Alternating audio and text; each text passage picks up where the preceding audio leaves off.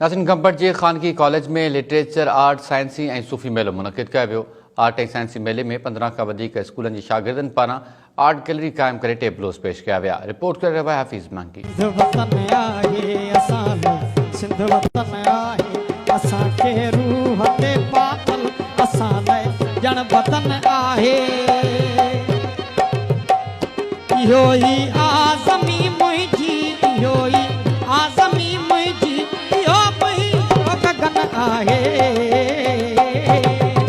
गंबड़ जे निजी कॉलेज में नौजवाननि जी तंज़ीम इम्पैक्ट यूथ क्लब तरफ़ां लिटरेचर एंड आर्ट ऐं सूफ़ी मेलो मुनक़िद कयो वियो, जंहिंमें 3 सेशन रखिया विया। पहिरें सेशन में मुख़्तलिफ़ स्कूलनि जे शागिर्दनि शिरकत करे सक़ाफ़ती, साइंसी ऐं आर्ट जे हवाले सां स्टॉल लॻाया विया।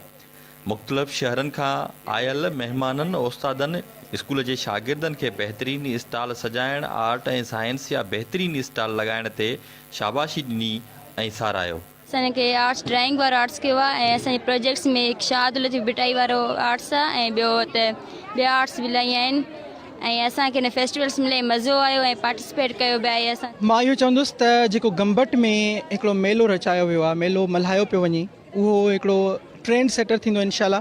छो जो पहिरियों मेलो आहे ऐं मूंखे ॾाढी उमेदु आहे त हिन असांजे जेके नंढा शहर आहिनि उते बि इन क़िस्म जा मेला थियनि, स्टूडेंट्स या जेके हितां जो अवाम आहे उहो आर्ट खां वाक़िफ़ थिए। इन सां ॾाढो ॿारनि में हिकिड़ो सुठो मैसेज थो वञे ऐं हीअ कॉम्पिटिशन में ईंदा, साइंस जो कॉम्पिटिशन आहे, ड्राइंग जो आहे ऐं ॿिया मुख़्तलिफ़ जेको आहे सो प्रोजेक्ट्स आहिनि, उन्हनि कॉम्पिटिशन में ॿार हिसो वठंदा त अॻिते जे लाइ हिननि खे हिकिड़ो उत्साह मिलंदो ऐं मुंहिंजे ख़्याल में इन सां घणो ॿार लर्न करे सघनि था। हिन इवेंट खे खणी अचण लाइ असां दोस्तनि जे यंगस्टर जे तरफ़ां स्पेशली इम्पैक्ट यूथ क्लब जे प्लेटफॉर्म तां हिकु नंढी कोशिशि कईसीं त पूरी सिंध में डिफरेंट क़िस्म जा इवेंट्स थियनि था त असांजे हिन विसनिटी में इहे शयूं छो नथियूं थियनि त जीअं वॾा वॾा इवेंट्स थियनि था। असां कोशिशि कई आहे त हितां जे यंगस्टर्स खे, हितां जा जेके स्कूल्स आहिनि उन्हनि खे आर्ट एंड डिज़ाइन जे हवाले सां उनजी स्केचिंग जा जेके डिफरेंट स्किल्स आहिनि उन्हनि खे हिकिड़ो व्यू ॾियूं। उनखां अलावा असां पंहिंजा जेके कल्चरल स्टॉल्स आहिनि उहे बि पंहिंजा डिफरेंट स्कूल जा ॿार आहिनि उहे बि कनि पिया वेठा। सो मेन इहो आहे त ॿारनि में हिकिड़ो उत्साह पैदा थिए।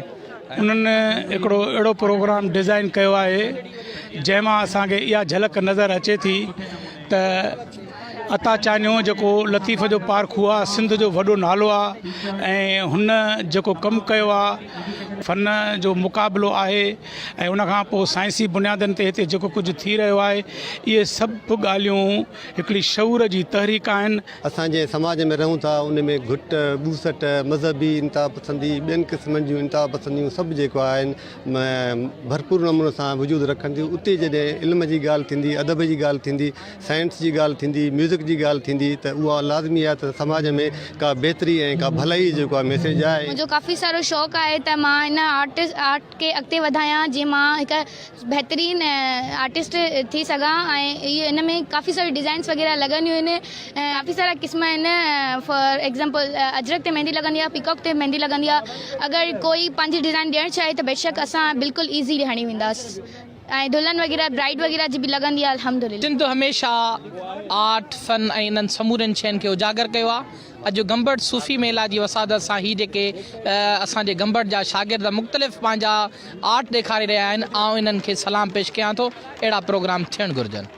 असां सर हीअ रिली ठाही आहे ऐं सर पेंसिल पेन वग़ैरह सां न सर इहा पेपर कटिंग करे उन सां सर ठाही आहे, शीशे वग़ैरह जो ऐं 5 कलरनि जो इन में कमु कयो आहे। सिंध जे ज़मीन जीअं असांजे हिन जेके सिंध जा रहवासी आहिनि उहे उन्हनि जा ज़हन बि तमामु घणा ज़रखेज़ आहिनि ऐं हीउ हिकिड़ो तमामु सुठो इनिशिएटिव आहे ऐं ऑर्गेनाइज़र्स खे मां तहे दिलि सां मुबारकबाद पेश कयां थो त हिननि हिकिड़ो गंबट में नवाण आणे करे हिकिड़ो गंबट सूफ़ी मेले जो हिकिड़ो बुनियादु विधो आहे। ऐं मुख़्तलिफ़ मौज़ूअनि ते हिन में तारीख़, तसोफ़ा, फ़लसफ़ो आहे, नाविल, कहाणी, शाइरी, मुख़्तलिफ़ मौज़ूअनि ते किताब आहिनि ऐं ॿार तमामु शौक़ सां इहे किताब वठनि पिया ऐं तमामु हिते ख़रीद फ़रोख़्त जो तमामु ई घणो रुझान आहे। बायोडाइवर्सिटी मतिलबु उहो हूंदो आहे जेके बि असांजा एनिमल्स आहिनि, जेके बि असां मतिलबु डिफरेंट रीजन में असां पंहिंजी लाइफ खे एग्ज़िस्ट कंदा आहियूं ऐं उन्हनि में असांजे इलाही मतिलबु एनिमल्स आहिनि, उन्हनि में प्लांट्स बि हिकु मतिलबु वॾी ॻाल्हि आहे। जेकॾहिं असांजा प्लांट्स वग़ैरह घटि कया वेंदा त पोइ असांजी जेका असांजे जंहिंमें असांजे प्लांट्स कट कया वेंदा त पोइ असां में जेको कार्बन डाइऑक्साइड जो रेशो जेको असांजे माहौल में इलाही वधी वेंदो, जंहिंजे करे असां पंहिंजी ज़िंदगी नथा गुज़ारे सघूं। उजागर करण लाइ त केतिरियूं ई कल्चर जे हिसाब सां रिलियूं वग़ैरह ऐं हिते बेडशीट्स वग़ैरह रखियूं आहिनि, एॾा अटे पीअण वारी चकी चण वग़ैरह पिंडियूं, इहे सभु असांजे सिंध जी थकावत खे ज़ाहिर कनि थियूं। ऐं जेके असांजे ॻोठनि में जेके मायूं कमु कनि थियूं, रिलियूं सिबनि थियूं, उन्हनि जो जेको हुनर आहे, असां उन्हनि जे हुनर खे उजागर करण लाइ असां हिते इहे सॼो कुझु सजायो आहे। नौजवान जी तरबियत ऐं उनजी फ़िक्री तरबियत, हुन जेको तर्ज़ अमल आहे उहो साइंटिफिक थिए। ईअं जेकर ग़लति सलत ॻाल्हियुनि ते जो हलंदा त उहो मिसयूज़ थी वेंदा, उहो कंहिं क्रिमिनल जे वर्ब चढ़ी सघनि था। पर जेकर उन्हनि वटि सही तरबियत थींदी, फ़िक्री तरबियत थींदी, उन्हनि वटि साइंटिफिक थिंकिंग हूंदी, क्वेश्चन कंदा, एनालाइज़ कंदा, वेरीफाई कंदा, तस्दीक कंदा, पंहिंजो ओपिनियन ठाहींदा, इंडिपेंडेंटली क्रिटिकली थिंकिंग हुन में डेवलप थींदी, त पोइ हू पंहिंजो दग ठाहे सघनि था। ॿिए सेशन में क़ौमी अवामी तहरीक जे सरबराह अया लतीफ़ अली जो ऐं अता मोहम्मद चाहियूं जे लेक्चर जो सेशन थी गुज़रियो, जंहिंजो चवणु हो त गंबट के औरतुनि ऐं मर्दनि लाइ बराबरी वारो शहर हुअणु खपे, गंबट के मुस्लमाननि ऐं हिंदुनि लाइ बराबरी वारो शहर हुअणु खपे। हिते असांजूं अक़लियतूं महफ़ूज़ हुअणु खपनि, हिते असांजूं न्याणियूं महफ़ूज़ हुअणु खपनि, हिते लाक़ानूनियत मां जान छॾाइणु खपे सॼी सिंध जी।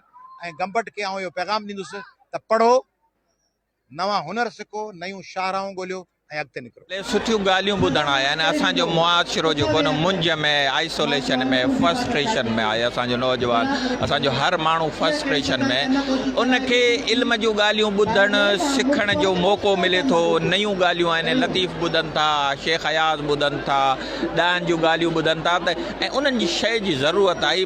फरसूदा शयूं आहिनि जेके उन्हनि खां निकिरी करे कुझु नवाण हुजे, कुझु का शइ कुझु करण जे लाइ, पंहिंजे नसुलनि जे करण जे लाइ हिननि जेको नौजवाननि जो सुठराव कयो, इहो ॾाढो ख़ुशी थी। वरी प्रोग्राम जे टें सेशन में सूफ़ी फनकार नज़ाकत फ़कीर सूफ़ी कलाम ॻाए नौजवाननि खे झुमाए छॾियो।